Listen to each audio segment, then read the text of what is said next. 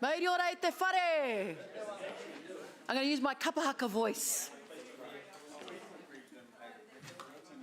We are going live in about 30 seconds.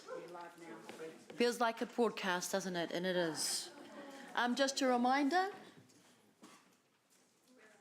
we'll be going straight into debate from the General Manager's report. And we are live? Ka pai. Kia ora e te iwi. Thank you to the public for your patience and allowing us to trial something new in our meetings by taking our public excluded in between our meetings. However, we are back again. And for those of you who just joined us, just a quick update. We are at the debate end of the General Manager's report, where our EMs will take the opportunity to debate that item. So, do we have any debate for the General Manager's report? Oh, before I do that though, may I have a mover and a seconder for the General Manager's report? Councillor Corrales, move, and Councillor Moroney to second. Thank you. And first up, Councillor Moroney.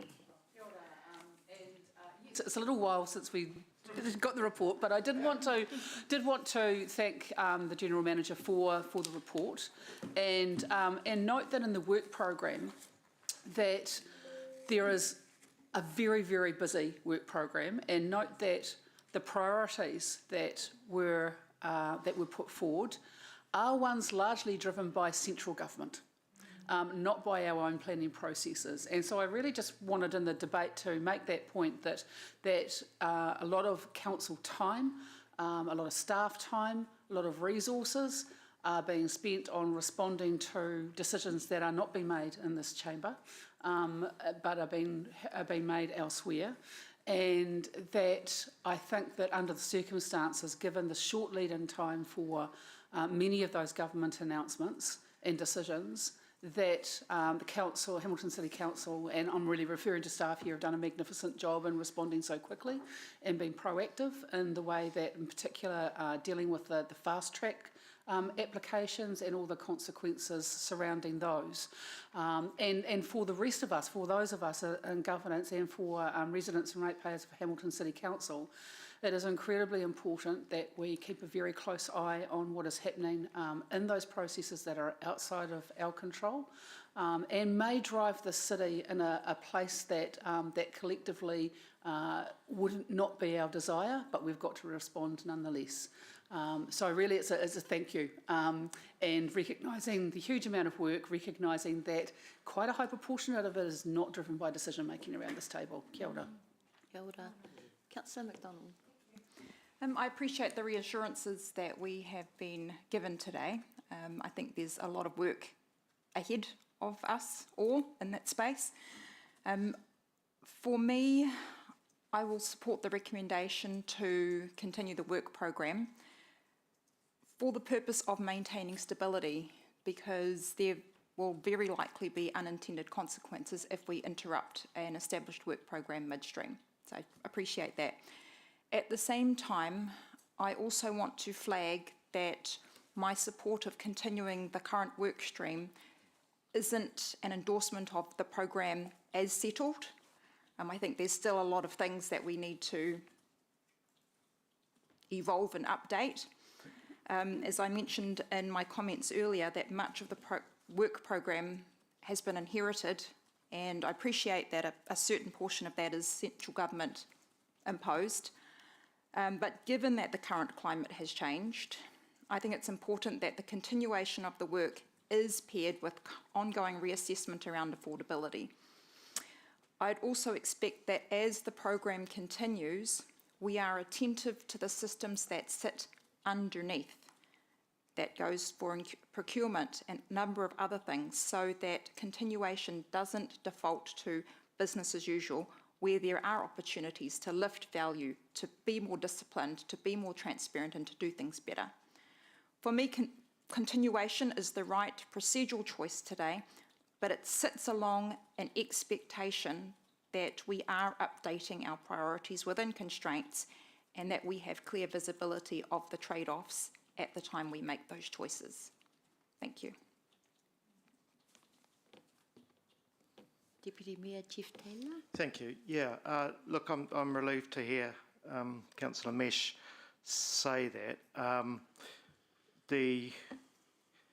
Because I think the alternative of stopping the work program or pausing the work program is just something that would be disastrous, because I mean it's a very broad area of work that we're talking about. We're talking about the fast track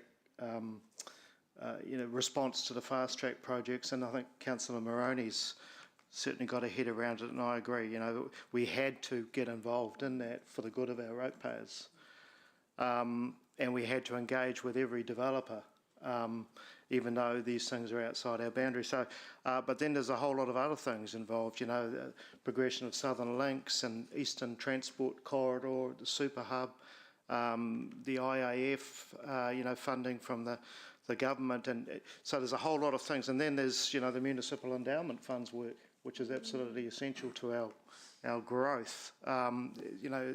It's hopefully Central City too, some of the decisions we make there. So there's an awful lot in the work program, I guess is what I'm getting at. And I don't think approving for it to continue today, it doesn't mean that we won't have the chance to intervene, to influence and be involved in coming time. But it's a really broad work program that we're talking about. So I think if we were to talk about pausing anything, we would need to be really specific about what we were talking about. Thank you. Thank you. Councillor Anna Casey Cox. Yeah, I just also endorse the work program and thank the team for their expertise and the hard work that goes on in this space. I just wanted to acknowledge the intersect with the community committee, particularly around housing affordability and homelessness, because they're two aspects of housing that are really critical. And I know that, we just need to work together on those issues. So I look forward to doing that. And I think it's really important that we do, when we talk about affordability and affordability of rates in our city, that we do think about the ways in which we enable broader affordability, in particular housing, because it consumes so much of our various incomes. I also just want to tautoko Councillor Maria in your lifting up of the environmental considerations, and I look forward to seeing that as part of the economic development strategy, that's a strong aspect of it and that it comes through. So thank you. Kia ora. Councillor Corrales. Thank you, Chair. I'll also be supporting the recommendation, and I think it is important that we don't unnecessarily restrict the business of council as we move forward. But I will, just acknowledge your assurance, Blair, just around we aren't approving a business as usual approach with a strategic direction that has been set by a previous council, and that there will be the opportunity for newly elected members to reset the strategic direction on some of these pieces of work. I think one thing to take from this agenda item, and also in relation to the district plan discussions, that it's really important for the new council to have sufficient information about what it is that we are being asked to approve, and that moving forward the use of drop-in sessions before big pieces of work or agenda items might be useful, just in terms of having the necessary information to inform good decision making. Otherwise, thank you very much for your report.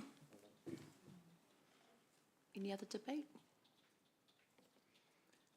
Ka pai. So that was moved by Councillor Corrales and seconded by Councillor Moroney. All in favour, say aye. Any that are against? Kareko, nothing. Motion is carried unanimously. Thank you, everybody. Moving on to our next and final item of the day, to our district plan report. Thank you, Juliana.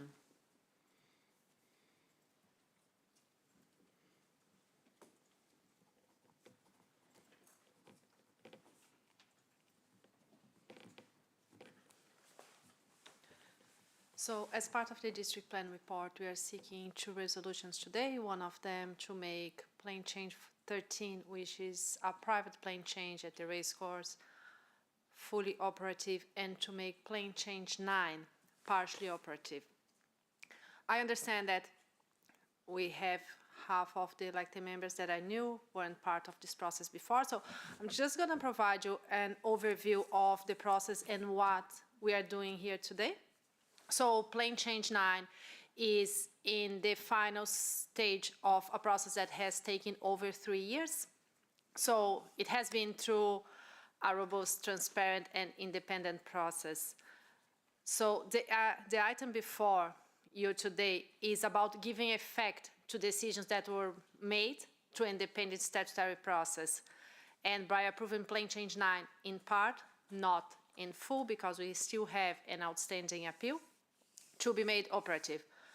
So the decision that we are discussing today is about implementation and certainty, rather than revisiting policy merits, etc. And that applies for both of the plan changes.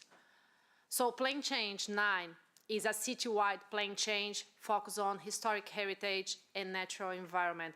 So it covers 5 main topics. So one of them is the significant natural areas, which talks about our biodiversity, continuous having these green spaces that help us protect the gully areas, etc. Notable trees that we have some schedule around the city. Archaeological and cultural sites which reinforce the importance of these areas for Maori and for the wider community. Built heritage, those buildings that are important for us to preserve in order in the future we have a history of Hamilton that we can talk to. And the historic heritage areas, the HHAs. So, and it's interesting that this represents a first comprehensive review of Hamilton's heritage and natural environment protection in over 20 years. So, Plan Change 9 was publicly notified in July 2022. We got 400 and something submissions, 300 something further submissions, and all these submissions were heard by independent commissioners. So, interesting to highlight that the commissioners that we had on Plan Change 9 included one elected member, Councillor Wilson, which is now a commissioner at the Environmental Court. So, Council delegated the decision-making authority to this independent hearing panel. So the panel, they heard the submissions, they tested expert evidence, we had conferencing, and then they issued some formal decisions.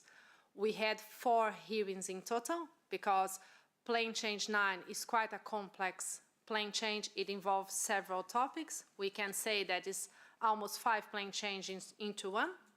So this is why it was important to have these different hearing sessions as well. Once the decisions were issued, then a period of appeals opened.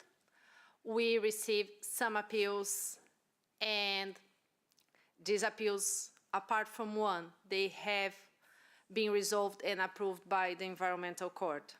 So the one that we have outstanding is really limited to one particular site. So we are not revisiting the merits of Plan Change 9, so that is part of the Schedule 1 RMA process. Another point that I think it's quite important, that as a matter of law, Plan Change 9 is already deemed operative, so the rules are already in place, and particularly given how far it has progressed to the Schedule 1 process. So this means that planning decisions must already take Plan Change 9 into account. So once someone lodges a research consent and they go to grants team, they already need to consider Plan Change 9 provisions. And the majority of the provisions already have immediate legal effect. So the step that we are seeking today is largely about formalizing the operability of Plan Change 9 and closing out the part of the plan-making process under the RMA schedule requirements.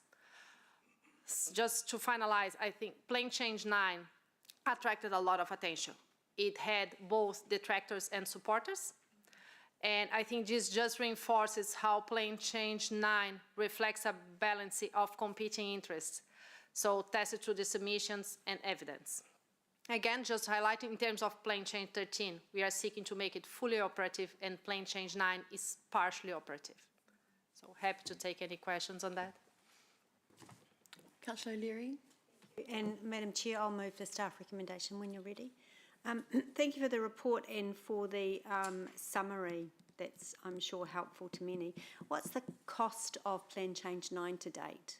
Do we have that, just a high level? I'm going to say that I know that we got this number several times, but I don't have on the top of my head. But I may be mistaken. I think it's over $2 million. Okay. And is it, you just made a comment around supporters and detractors. Is it fair to say that in every time we have a plan change, there's supporters and detractors? Yes. Yeah. That's part of the involvement of the community. Yeah. And there are, for detractors, there are formal ways to go through, to engage in a plan change through appeals. Yeah. Exactly. Okay, great. Thank you. Councillor Dew. Thank you, Chair. My question is around property rights and equity. Some owners of large sections in Hamilton East now effectively locked in by historic heritage area and the Plan Change 9, while the owners of other parts of Hamilton can subdivide. So why should these particular landowners carry the financial penalty of reduced development rights and reduced property value when they've done nothing wrong? And how do we justify that inequity? I think this was part of this whole process about having the expert discussing both sides and having the independent hearing panel hearing this and making the decision. So when the independent hearing panel, when they made their decision, it doesn't mean that they accepted everything that council proposed. They balance both sides before issue their decisions. So there are some changes in some AJJs that were not pursued anymore, and some of them were considered that they have high value. This is why they stayed. Thank you. Yeah. Two questions. I'll ask one at a time to allow you to answer them separately. The government's proposing RMA replacements that could override PC9. Do we have any time frame on what the government's doing on the RMA replacement? We expect this new legislation, if everything goes as planned, to become an act towards the middle of this year. But in saying that, it doesn't override Plan Change 9, because we still need to do a regional spatial plan where all these merits need to be considered. So it's just actually being prepared and having this work done prior to that, and considering all the work that was done before. But in saying that, all the work that was done by Plan Change 9 not necessarily is going to be overruled by the new legislation. Next question is about SNAs, significant natural areas. Again, the government has made noises about either getting rid of those and also even the possibility of councils having to compensate landowners for loss of development rights where SNAs are in place. Do you have any update on government processes for that? No, there is nothing so far. Thank you. Just probably worth adding that particular point is one that I'm sure there'll be a lot of submissions on. It's attracted a lot of attention for obvious reasons. So I think for all of us, we wait to see what the submissions are like on all of the RM reforms, and then how the government and the select committee process responds to that. So I think we are very conscious that there is change ahead. There's also, and Juliana hasn't touched on this, whilst there's the legislation, there's also a number of national promulgations and national policy statements to be issued, which will also form part of the wider new framework. We have not yet seen those, have we, Juliana? No, we haven't. And in terms of compensation, there is no clarity from central government if this goes through, if it's going to apply only to new ones or to existing ones as well. Councillor Moroney. Thank you. My question is two. One relates to Plan Change 13. There's been recent publicity around racecourse being developed at Tamahere that would replace, I think, the current Te Rapa racecourse. Does that have any bearings on the plan change that's been recommended here? No. So this plan change, I think, started before all this conversation anyway, and so it's rezoning part of that area. Yes, I guess my question is really, does that alter any thinking around the plan change, given that whole very large block of land will probably have a different purpose in the future? I think at this stage, Plan Change 13 is providing the planning framework for the redevelop of that area. So it still allows some flexibility if we need to. Thank you. And my second question relates to the Percival Ryburn Road enclave. You talk about further engagement with the community. What sort of timeframe are you working on with that next? We are right now working on providing them with some more information. We don't have a set time frame yet, but then we want to provide them with more information about the plan change, a possible plan change, about everything that's happening around them, and then allow them some time to make an informed decision, and then we can bring this back to discuss. And that will involve a further survey of the residents? Yes. This is what we agree with them, because there was a survey last year, and they feel that they need to be heard again, so we agree with them that we are sending out another survey. Thank you. Councillor Corrales? Yeah, just a point of clarification going on from Councillor Moroney's question. Just in relation to the Percival Ryburn, it was my understanding that the plan, the question that's up for decision is whether the plan change goes ahead now or whether it is deferred. Is that an accurate reflection of the position? So it is. Not whether it happens. No, so we do have an overlay on that area, saying that it needs to change to industrial or logistics in the future. So the point is about timing. Should we start now with everything that's happening around them, or should it be delayed? So the survey will be directed towards that point? Yes. And I think just on that, the conversations that Chair Maria and Juliana have attended recently, that was very much a focus of the conversation. And I think Percival Ryburn Road is an example of where historical planning has let us down, where an area was enabled to be developed as lifestyle block right on the periphery of the city, which is probably why we are leaning into all these fast tracks and other things practically, because at some point in the future, a community inherits the problem. In this instance here, we're having to now address that community. And I think if we, when Ruakura came to the city in 2011, the Inland Port and Super Hub was just but a thought. It is now a live operating logistics facility. Very soon it'll expand further, and then it'll start to expand to the north. So it's just a matter of time as to how much that community is going to be enveloped and surrounded by a very active employment area. And so I think, again, it's how do we sensitively work with the community as to when we do this. If they say that they don't want it now, that's fine, but it leaves them with uncertainty for a longer period of time.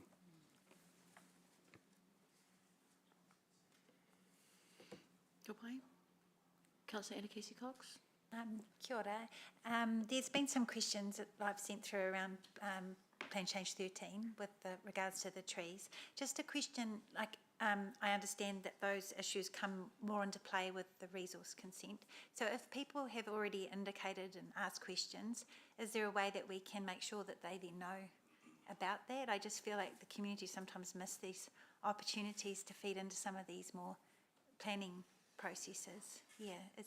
Can we let them know specifically? I think they've it showed interest comes already? more to grant space when they apply for resource consent rather than the planning framework. Because the planning framework is set as part of Plan Change 13, and all of these details need to be discussed as part of the resource consent. Yes. And so rather than just the notification, can we also follow up with the people that have indicated concerns, or is that not a? We are having some conversations with them follow up some emails from that came to Mayor Tim as well. Okay. So we are having some meetings with them to try to work together and see what we can do. Thank you. Fine. Deputy Mayor? I'm just following on from Councillor Moroney's question about Plan Change 13 and the relationship between the six hectares, 6 hectares, that we would be approving today, and the grand plan further on down. Then what is the relationship between that? I mean, while we're considering this in a standalone way, the big plan has been there for a while in terms of it. So is there consideration of what's to come in what we're approving today, and the relationship between them? This was a private plan change, so we have no control over this side, specific side that they are going to propose the plan change. Yeah, I know that. But the way that is the plan change for 13 structure plan is set up, it allows the integration with the wider area. Yeah. So I think it doesn't prevent that something else is redeveloped in the future. No, but And it's in an integrated manner. right, right. So I guess what I was getting not just that it doesn't prevent it, but it actually works. It would work in favour of it. Yeah. Okay. Right. Thank you. It's okay. I think, I mean, Councillor Jeff, the opportunity that the Te Rapa Racecourse presents, if indeed that wider proposal progresses, is quite exciting for the city. Very. And I think that we all welcome the opportunity to work with the racecourse to examine those possibilities. We've just got to be careful that we don't get ahead of ourselves. But I think, you know, a large piece of land in that location, there's been a lot of speculation as to what it could be used for, and it would be an interesting debate. But we also need to think about infrastructure. Yeah. Awesome. Okay, if there are no further questions, we have Councillor O'Leary has moved it. Do we have a seconder?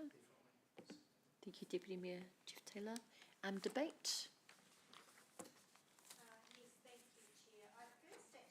To give a gold star to Juliana because you answered the questions really, really well. And sometimes the answer to an elected member's question is a simple yes or no, and that's exactly where you stopped.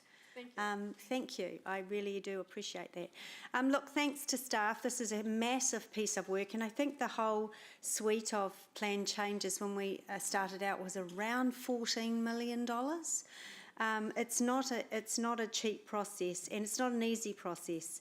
I do appreciate newly elected members and their desire to get up to speed on everything, but it can't happen all the time. It just can't. And the reason that there's the organisation and the governance wing is that the governance wing changes every 3 years, and the organisation in the city must endure.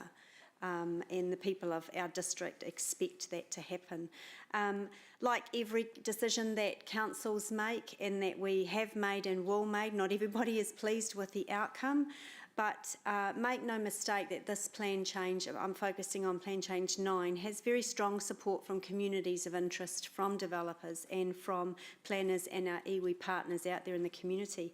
And we heard through the Chair's report some debate from the Chair herself and from Councillor Pike, who leads our Civil Defence Committee, how important it is to strike the right balance between how we grow and how our natural environment is protected and responds. So it's really important that we acknowledge today that part of Plan Change 9, and any delay at the 11th hour would quite frankly be irresponsible of this council. And if I can quote Councillor Wilson, I can imagine him sitting there and he would say, "It's churlish." That's what he would say.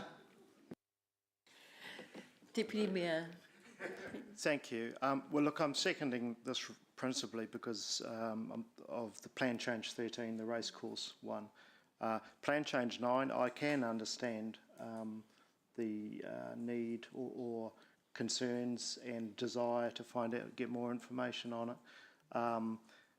Yes, it's been going a long time, but gosh, I tried to help one or two people caught up in it, and it could be a life-changing thing for some people. So I'm putting that to one side. Principally, I'm thinking about the race course. I'm trying not to put the cart before the horse, but I'm going to anyway, because this is only 6 hectares. But yeah, but potentially, you know, if and when the further development goes ahead, that would be really exciting. I think how rare would it be to get an area that large within a city come out for housing or whatever, for development. Certainly some housing, I would have thought. Yes, there's some issues, I think stormwater possibly, but other than that, reasonably close to amenities, transport and that sort of stuff, you know, basically creating a new suburb within the city. So if you know, I find it hard not to get excited about that further down the track. So I think it is quite a significant moment, because this is the start of that. So yeah, I'm happy to approve that today. Councillor McDonald? I understand that the motion before us today is to enact a process that has already been through a statutory process, all the hearings, appeals, that's all been done and settled. And on that basis, I'll support it because the process is run and we've come to an outcome.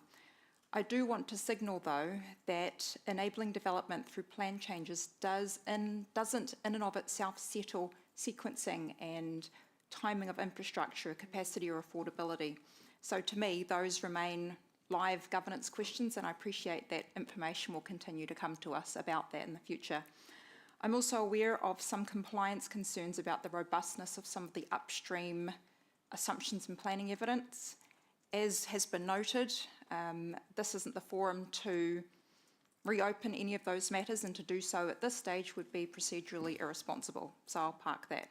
However, my expectation is that as Plan Change 9 enabled development moves into delivery and funding decisions, that Council will receive explicit reporting that tests the underlying assumptions of that moving forward, with infrastructure sequencing, affordability and rate impacts treated as decision gates rather than assumptions carried forward. Thank you. Councillor Liu? I do support protecting heritage and natural area, but to me, today's decision is about fairness. Plan Change 9 places real costs on small group of landowners who did nothing wrong. And it was also developed under different national housing settings. With MDIS now scaling back, we should not rush into lock this in without further reflection. For this reason, I cannot support making Plan Change 9 operative today, and I would prefer to pause so we can properly engage with affected residents and reconsider the balance between heritage and housing. Thank you. Thank you. Councillor Brown? Thank you, Chair Maria. The Resource Management Act has become a bureaucratic obstacle, and it is one of the major drivers of the housing affordability crisis. The government's medium density residential standards, which was a joint policy of Labor and National, was an attempt to address that. It's often more known as 3x3 rules, allowing 3 houses 3 stories high on most sections. It's fair to say that the 3x3 rules cause their own problems. I would not want that in my backyard, but I also want my children to be able to afford to live here. It's a tough judgment call. Council's response in Plan Change 9 was even more bureaucratic regulation using heritage SNAs and a separate plan change to define flood risks in literally half of Hamilton to stop 3x3s. Staff will necessarily deny this because they are not allowed to deliberately undermine government legislation, but I admire their creativity of that solution. It was stopping something that was not a good outcome. Plan Change 9 has been pushed through the process. Whether the public agrees with the outcomes depends on whether individuals are more adversely affected by 3x3 or more by Plan Change 9. Well, the majority don't know much about it. The good news is the government has now scaled back the 3x3s, which makes part of parts of PC9 no longer needed, but we are obligated to approve it today. However, I do feel the need to side with Councillor Liu on this as a bit of a protest vote about the messy process created by the government, not the council at fault. I had finished speaking. I did find a comment there disrespectful to staff, implying that staff were being underhanded in their approach to their work. I'd like a ruling on that, please. I'll withdraw the comment now, thanks. Okay. Councillor Moroney. On balance, I will be supporting the recommendation of staff on these plan changes.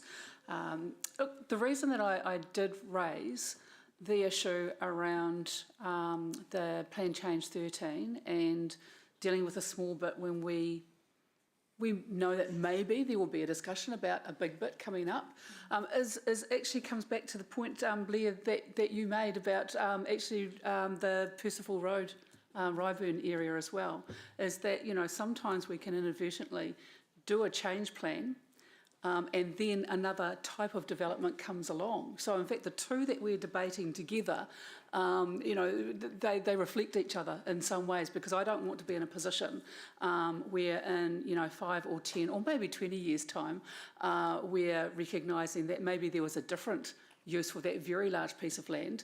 Many of us, I think, are thinking about that it will be potentially, if it does come to pass, a residential development, but we don't know that. It is right alongside the main trunk line, that piece of land. So there are many different uses that could be made for that land. I'm assured by the answer given by staff that it will not prevent that, but will we create unknowingly another enclave issue of something being beside another development? Nonetheless, I think that in the timing that we sit in, that plan change has gone ahead. I know there have been plans around racecourse reallocation for a long period of time. We don't know how long that period of time might be or whether it might ever come to pass. So in recognising that, I'm prepared to put aside my concerns about what the future might look like and agree to that plan change today. Kia ora. Kia ora. Councillor Thompson. Thank you, Chair. Firstly, thank you to Juliana and your team for the huge amount of work that goes into these plan changes. Plan Change 9 has been years in the making and has gone through public hearings and back and forth between experts. Part of Plan Change 9, I believe, is incredibly important. It's about protecting our Indigenous biodiversity here in the city, protecting the gully systems, which are a critical part of our stormwater network. And the better they're maintained and looked after and protected, the better our stormwater network will be in terms of mitigating flood risks, but also allowing those spaces to be available for our communities to work together to plant and restore so that they can contribute to our goal of 10% biodiversity in the city. Last term, we had very distressed residents come to us asking for action around the death by 1,000 cuts of our gully system, where developers were cutting down trees and developing in areas they really shouldn't have been, and eating away at our overall gully network. This plan change stops that. So it is incredibly important. And actually, I do worry about the government changes coming down the pipeline in terms of RMA and what it will mean for our significant natural areas. That's something that we need to keep a close eye on. But for now, an important thing that we can do today is to allow this to go, improve this going operative for the protection of our important environment here in Hamilton. Thank you. Councillor Mead. Thank you, Chair Maria. For me, this is well done on the report. Look, it's a long bit of reading and it's something that's cool. But for me, there's probably 50 things we can all find that are right with it and 50 things that are all wrong with it if we want to go looking hard enough. I think the only thing I'd like to flag is as we come across the rights and the wrongs in the future, that we have that opportunity to sit down as a council with our ELT and decide if there are some things that might need to change to suit the market as it goes. But for me, I'm supporting it today. In the sheer fact, there's a lot of work in there, but we can find a hole in everything if we want to have a look. Let's get on with what we've got to do, and when those holes come up, we can have a look and how we deal with them. Councillor Corrales. Oh, thank you, Chair.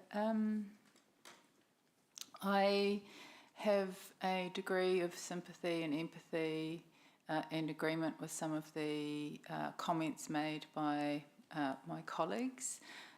I'm not going to resile from my statement earlier about the need to be informed about what it is that we are approving as we move from decision to decision. So there were aspects of Plan Change 9 which a little bit more information would have been useful in order to keep things moving along. But the most compelling thing about Plan Change 9 was staff's statement that Plan Change 9 is already operative in law. And that, for me, concludes the debate. Councillor Anna Casey-Cox. Just quickly, I think it's very exciting to see for Plan Change 13 that part of the planning framework includes a big wetland, because we have lost a lot of wetlands, over 90% of our wetlands in Aotearoa. So just that's fantastic to see, and hopefully we can see more of it in the future. Kia ora. Kia ora. Councillor Angela O'Leary, right of reply? Okay, so that was moved by Councillor Angela O'Leary and seconded by Deputy Mayor Jeff Taylor. All those in favour? Oh, should we take this to the board? Yeah, let's take this to the board.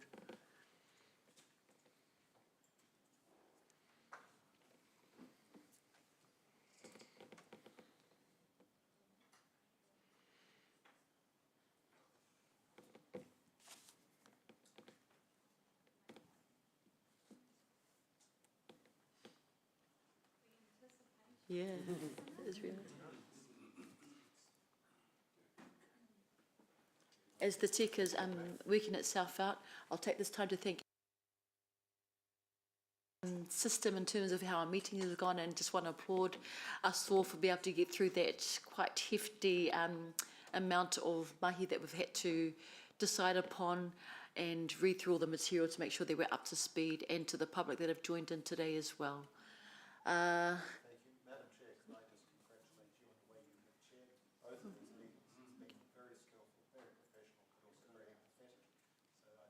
Appreciate that, and also to note how intelligent and sensible the questions and the debate comments have been from councillors today on some important matters. So thank you, and thank you to the staff as well.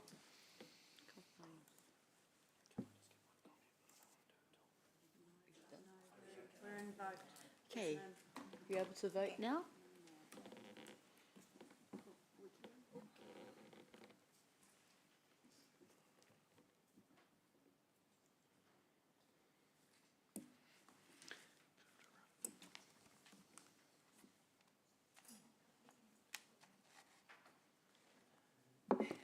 The motion is carried, noting 13 for and 2 against. Okay. Thank you very much, everyone. Just some quick comments from our General Manager. I just want to thank elected members as well for your support and understanding as we work through this. Just Councillor Rachel, your question around information. We always knew that this committee was going to be challenging given the time frame and where we were in the cycle. I think an example is the fast track workshops, where we've deliberately put in place some workshops or sessions ahead of the next committee meeting to do exactly what you've asked for, and that is our mode of operating. We just knew that this was always going to be challenging, this first one. So.